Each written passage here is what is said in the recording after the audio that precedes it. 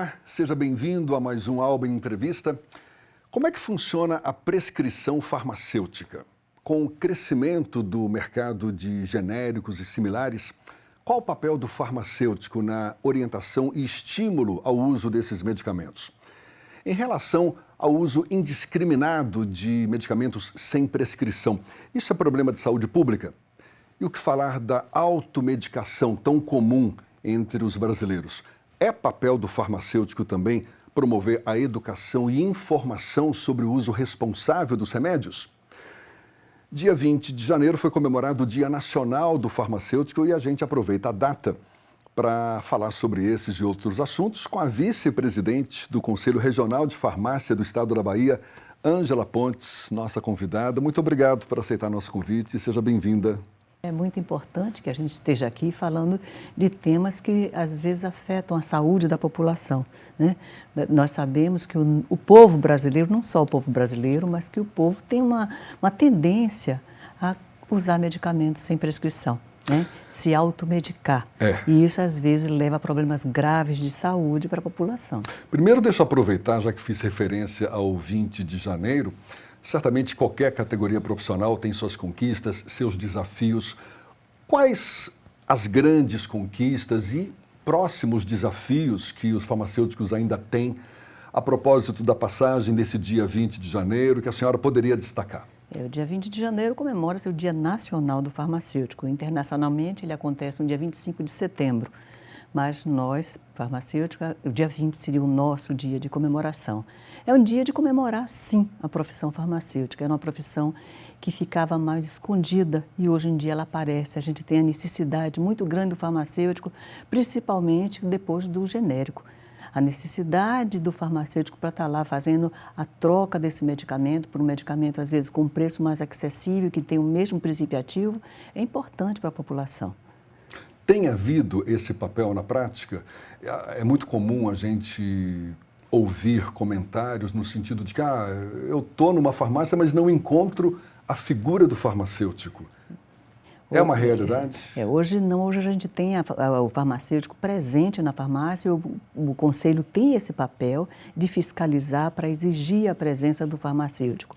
As grandes redes geralmente têm até mais de um farmacêutico atuando, né? E ele é muito procurado. Já foi o tempo que o farmacêutico ficava escondido atrás de um balcão. Hoje não, o farmacêutico aparece e tem que aparecer, porque ele tem que dar orientação à população. Ele precisa orientar a população. E a população procura, hoje em dia já entra na farmácia procurando o farmacêutico para que tenha orientação, inclusive, para a permuta de um medicamento que ele queira usar, que às vezes o preço é um preço mais acessível e que tem a mesma ação, né? Já tem um bom tempo que os genéricos e similares estão no mercado, mas historicamente, digamos, relativamente, é um dado novo no mercado de farmácias. Isso impactou, qual a importância dos genéricos e similares no contexto do mercado de farmácias? Olha, é muito importante, inclusive, para a economia, né? Para a população que às vezes tem dificuldade de adquirir um medicamento por conta do seu preço exorbitante, porque às vezes só tinha aquele medicamento de marca. E hoje não, você tem medicamento, né, com a mesma qualidade, né, e que está com um preço mais em conta, mais acessível para o indivíduo utilizar para fazer o seu tratamento. Isso provoca conflito com os laboratórios, os tradicionais que sempre dominavam provoca, ou ainda até dominam o mercado? Sempre provoca, né, e às vezes até com um profissional. Às vezes tem alguns profissionais que ainda querem que utilize aquele medicamento de marca, né? E a gente sabe que é o mesmo, ele atua da mesma forma, da mesma maneira o medicamento genérico atua de uma forma bem mais econômica. É muito comum perceber também entre os médicos, que certamente recebem, tem o lobby dos laboratórios, os representantes que chegam com a maletinha cheia de remédios, e não raro a gente encontra médicos que preferem determinado remédio, determinado laboratório. Foge um pouco da ética profissional na sua avaliação? Fica difícil falar, não é? Mas a gente tem, às vezes, médico que diz, olha, aquele medicamento não funciona, genérico não funciona, e a gente sabe que funciona, né? Então, a indústria farmacêutica está aí trabalhando para que ele funcione da mesma maneira. mas é exatamente por conta disso, porque os laboratórios visitam e os laboratórios ainda continuam, às vezes, presenteando, né, alguns profissionais para que ele continue prescrevendo aquele medicamento com aquele nome. Mas a gente tem motivo para levantar suspeitas em relação a genéricos similares, porque entre os próprios genéricos a gente encontra muitas marcas diferentes, laboratórios diferentes, com preços muito variados daquele mesmo medicamento, a mesma substância ativa. Isso desperta alguma dúvida, alguma suspeita ou não há o que temer? E algumas vezes até você visita a farmácia, vai olhar um medicamento e às vezes o genérico está com preço igualzinho ao preço do medicamento de marca. Sim. Né? Então a gente tem às vezes até o mesmo preço nessas situações. E a pessoa fica meio confusa de qual levar. Né? A gente sabe que ele funciona da mesma forma. Né? Às vezes a diferença de preço é o estímulo que o consumidor pode ter, de fato, para escolher esse ou aquele medicamento. Mas o efeito, a eficácia com certeza do é esperada. A indústria farmacêutica tem que garantir a qualidade do que está produzindo. Eu levantei uma questão, assim que a gente começou essa conversa, que é o uso indiscriminado de medicamentos sem prescrição. Como é que o farmacêutico lida com isso? Porque muitas vezes, aliás, a gente encontra hoje remédios muitos, não digo todos, mas existe uma quantidade grande de medicamentos que são disponibilizados sem prescrição, não necessariamente nas farmácias, em supermercados. Como é que a senhora enxerga esse... Tem sido um grande trabalho, né? Principalmente porque o supermercado tem tido uma luta muito grande para poder vender o medicamento sem prescrição no supermercado. Não é só supermercado, a gente sabe que começa no supermercado, mas depois vai estar na vendinha, como a gente já encontra, às vezes, medicamentos sendo vendido em armazém, em bar, né? E a gente não espera que isso aconteça, até porque esse medicamento que vai para um bar, por exemplo, né, é um medicamento que não vai ser conservado na temperatura que deveria estar. É um medicamento que, com certeza, a sua função vai ser comprometida. Então, estar na farmácia, estar no lugar bem acondicionado, é importante. Né? O Conselho Regional de Farmácia, ele tem a autoridade para também chegar num supermercado, interpelar um comerciante que esteja vendendo algum medicamento? Aí não cabe ao Conselho? Não cabe, aí cabe à vigilância sanitária. Aí a vigilância sanitária é quem pode atuar, quem deve atuar. Né? Mas o Conselho não. O Conselho, ele fiscaliza o exercício profissional. Então, ele vai fiscalizar o estabelecimento e o profissional que está lá naquele estabelecimento dispensando aquele medicamento. Mas é comum o Conselho, por exemplo, fazer a denúncia à vigilância sanitária? Sim, é comum fazer a denúncia à vigilância sanitária. Nós temos no nosso Conselho também, na nossa página, uma ouvidoria, né? E nessa ouvidoria chegam muitas denúncias. E nós encaminhamos essas denúncias para a vigilância sanitária, toda vez que procede. Né? E essa relação com supermercados ou outros estabelecimentos comerciais que eventualmente estejam vendendo medicamentos, é uma relação harmoniosa ou tem rusgas a serem aparadas? Com certeza tem rusga, tem conflito, né? Eles acham que eles podem vender da mesma maneira que a farmácia hoje em dia vende, por exemplo, um bombom. Né? Mas isso está regulamentado hoje, não? Hoje está regulamentado, mas é o que eles alegam, né? Que eles também têm o direito, né? Se a farmácia pode vender o leite, pode vender o bombom, ele estaria com essa liberdade para vender o medicamento no seu estabelecimento. Mas tem diferença.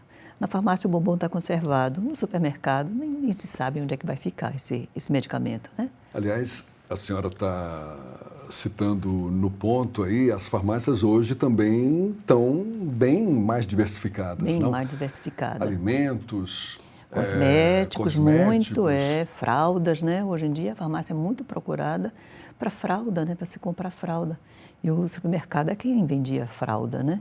Isso também regulamentado, tudo garantido por lei, sim, por sim. mais que possa ainda provocar ciúme. Esses ciúmes, esse né? ciúme, né? Qual o futuro que a senhora vislumbra para as farmácias? Porque É, de fato, uma facilidade Com para o certeza. consumidor chegar, comprar lá o remédio que ele precisa, mas aproveita, leva um bombom ou um leite, ou até um sorvete. Eu já vi farmácias Hoje até com sorvete. vendendo picolés, sorvetes.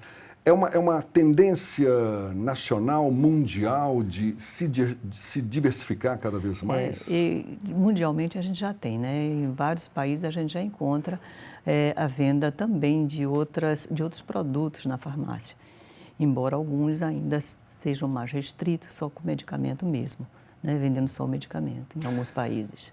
O farmacêutico, propriamente dito, qual o papel do Conselho Regional de Farmácia no sentido de capacitá-lo, de profissionalizá-lo cada vez mais para que a sua profissão, o seu exercício seja cada vez mais eficaz? Com certeza, o Conselho tem trabalhado intensamente no sentido de capacitar.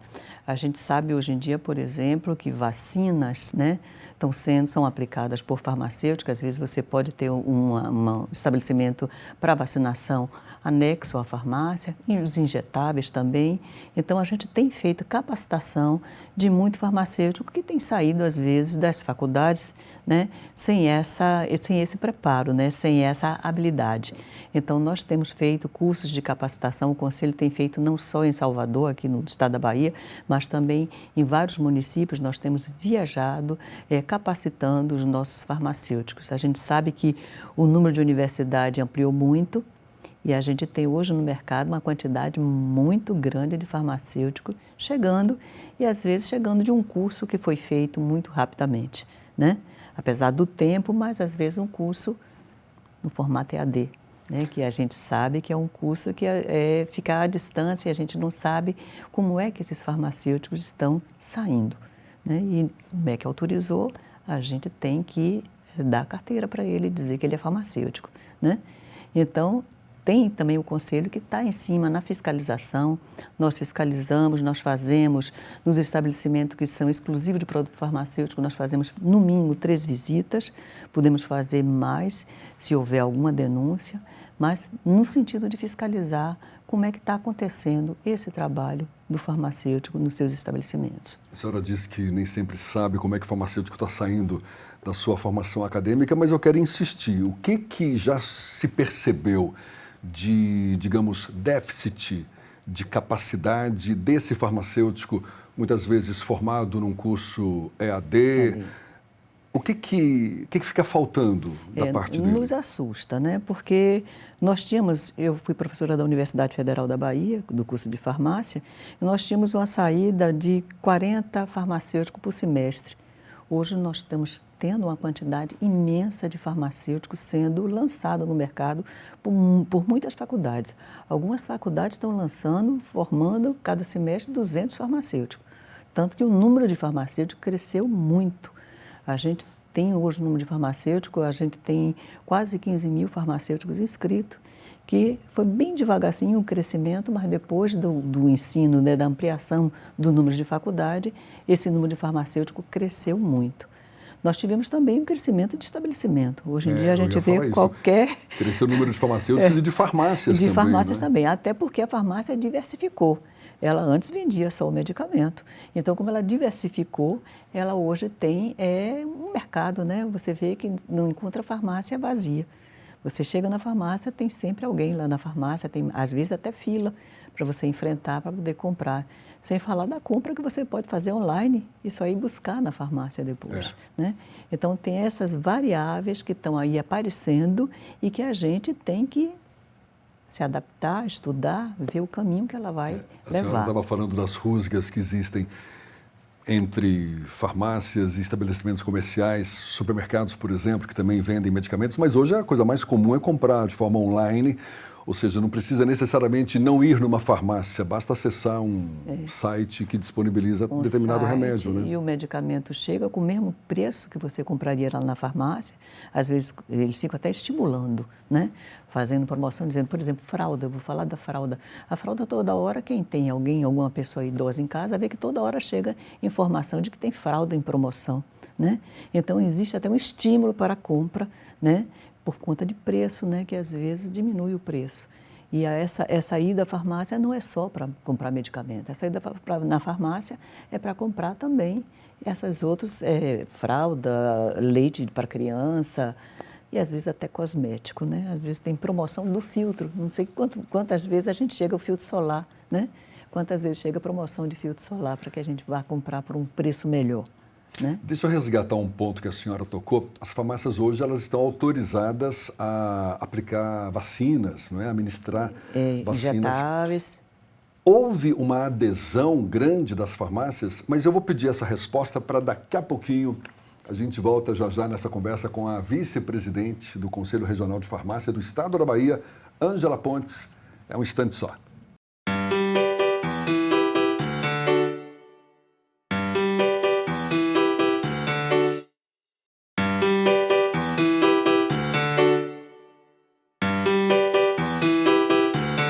Já estamos de volta à nossa conversa com a vice-presidente do Conselho Regional de Farmácia do Estado da Bahia, Ângela Pontes.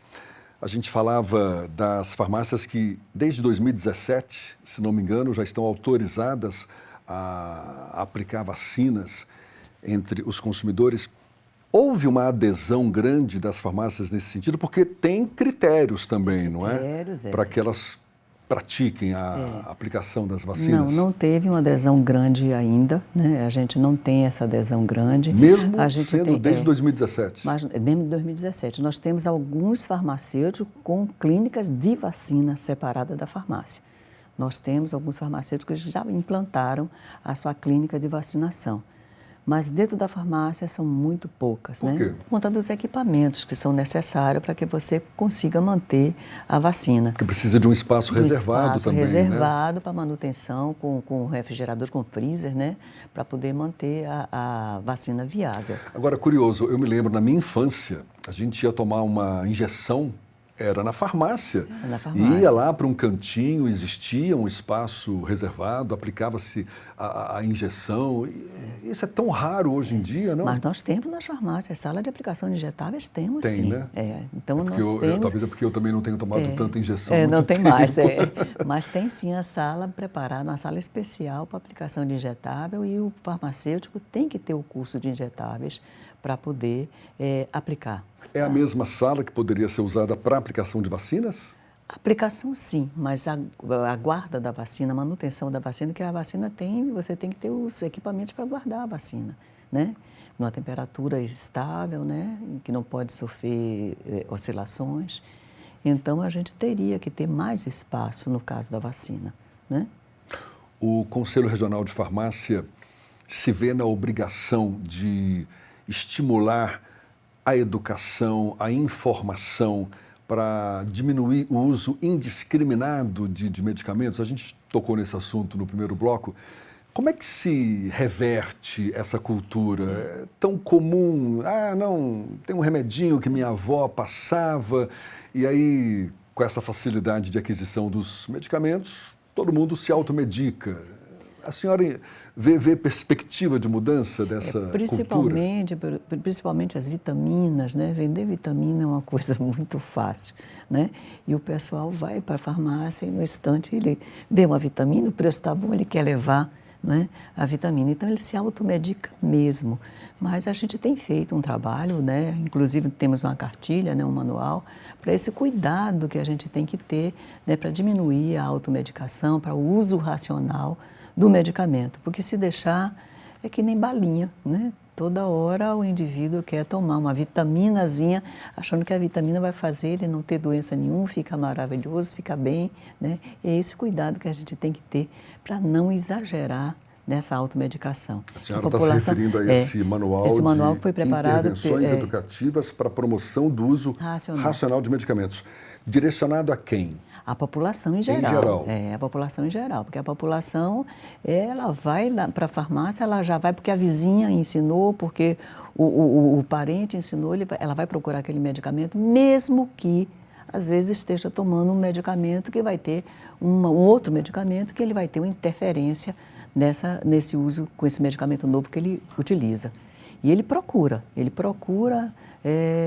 para comprar o que vai botar ele bom, que vai botar ele bem.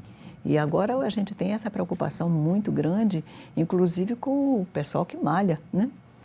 O pessoal da malhação que está usando os hormônios, né? Para poder ficar melhorzinho, ficar bonito, né? Exato, por mais óbvio que possa parecer o cuidado que precisa existir, não é? Com certeza. Diante desse uso indiscriminado de medicamentos, mas aí eu aproveito. Qual é o risco, qual é o perigo que de fato existe? Claro, todo medicamento tem um lado dele que é nocivo, né? Que é a interferência que ele vai dar em outros órgãos que você tenha. Às vezes o uso excessivo vai te provocar uma intoxicação, às vezes você vai passar a ter um problema hepático até por usar medicamento em excesso ou medicamento que você não poderia estar utilizando, né? Então, às vezes você adquire doença, problema renal, problema hepático, pelo uso indiscriminado. Até problema cardíaco também a gente vai ter pelo uso indiscriminado, sem contar com a situação de mascarar a doença. Que às vezes o indivíduo vai para a farmácia, vai tomar aquele anti-inflamatório e vai mascarando uma patologia que está se instalando porque ele está usando um anti-inflamatório. Ele não vai curar, né? Mas ele vai amenizar, melhorar e vai complicar mais a situação dele, né?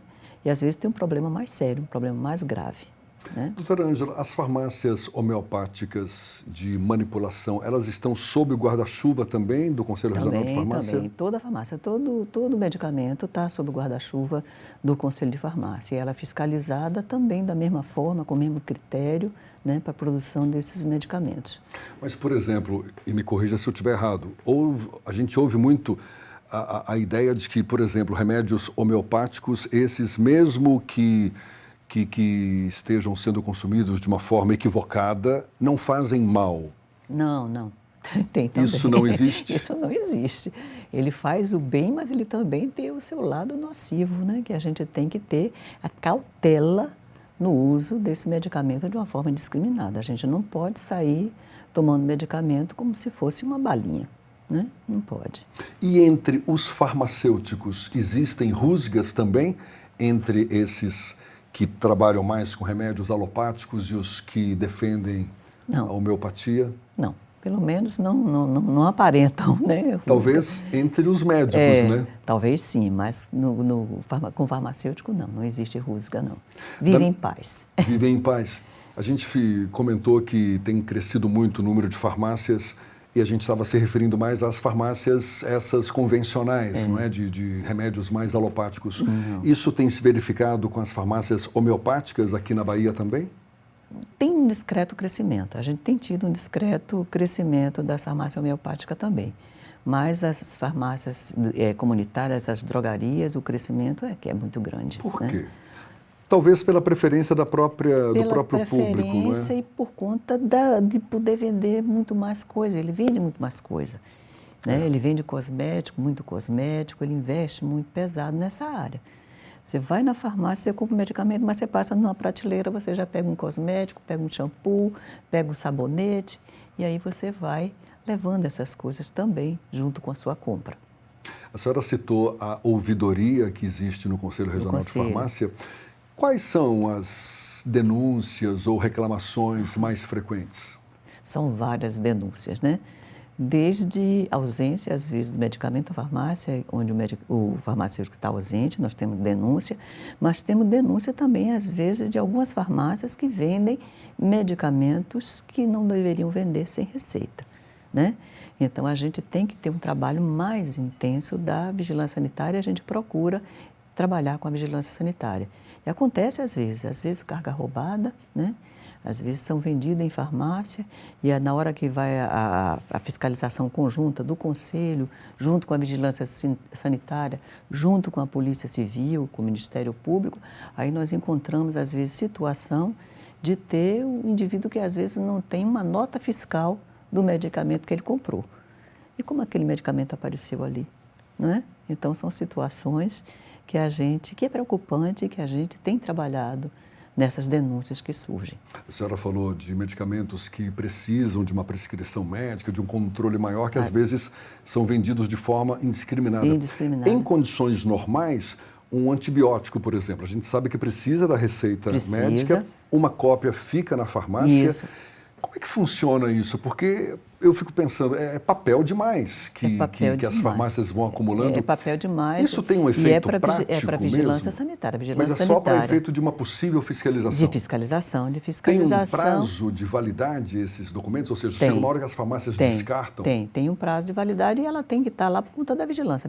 A vigilância sanitária é que vai atrás dessa documentação.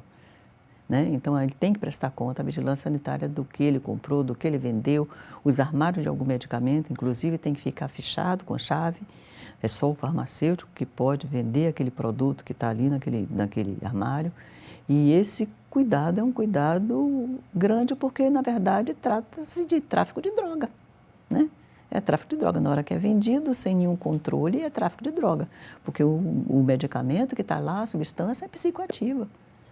E a gente tem realmente, às vezes, uma procura das pessoas com dependência, né, uma procura grande desse estabelecimento que vende, às vezes, sem receita. Se fosse para citar a sua maior dor de cabeça enquanto profissional que está à frente do Conselho Regional, que tem essa responsabilidade de fiscalizar as farmácias, o cumprimento de todas as exigências básicas para o bom funcionamento, seja do estabelecimento, do próprio exercício profissional do farmacêutico, o que mais te tira o sono? Eu acho que lá no Conselho de Farmácia, a grande preocupação da gente é o serviço público. Né? Por quê? Porque o serviço público, às vezes, não tem a quantidade de profissional que precisava ter. O serviço público não abre uma quantidade de concurso para poder ter esse profissional à frente, né, de todo esse estabelecimento. Às vezes você tem unidades, às vezes até com menos de 50 leitos, né, com o paciente lá que está usando medicamento controlado lá nessa unidade e o farmacêutico não está presente, porque não tem contratação. Então precisa sim aumentar o número de concursos públicos para farmacêutico, para que a população ganhe com isso. Não só a população, o município também ganha, porque ele economiza, vai comprar o medicamento que não vai ser descartado, ele vai comprar um medicamento que vai durar o prazo de validade que o medicamento tem que ter, então vai ter um controle melhor sobre esse medicamento que com certeza vai beneficiar a população, né? Vai beneficiar a saúde. O serviço público ele fica sujeito a alguma penalidade quando se constata, por exemplo, que não há profissionais em quantidade suficiente para atender a demanda? Deveria. Mas não acontece. Deveria, mas não acontece. No privado acontece. Uma farmácia que não tem o seu farmacêutico ali, qual é a penalidade? Ela vai ser autuada. Fica sujeita a quê? Ela vai receber uma multa, ela vai ser autuada e vai ter que pagar essa multa. Né? Então, cada visita, se o farmacêutico não é encontrado ou se tem alguma irregularidade, a gente realmente dá uma autuação, uma multa. É muito comum na Bahia essa situação? Olha, nós temos, eu vou dizer, as grandes redes, elas atendem. Tem farmácia, grande rede, que às vezes tem 3 farmacêuticos para cobrir o horário todo. Tem um farmacêutico no horário de funcionamento. A farmácia tem que ter o farmacêutico no horário de funcionamento. Então, ele tem que ter pessoal para cobrir. Se ela fica aberta uma quantidade de horas grande, ela tem que ter pessoal para isso. E, às vezes, a gente não tem esse horário. A gente vai fazer, inclusive, a fiscalização noturna e fim de semana, sábados e domingos e feriados, para poder comprovar a presença desse farmacêutico. Só quem ganha, gente, é a população.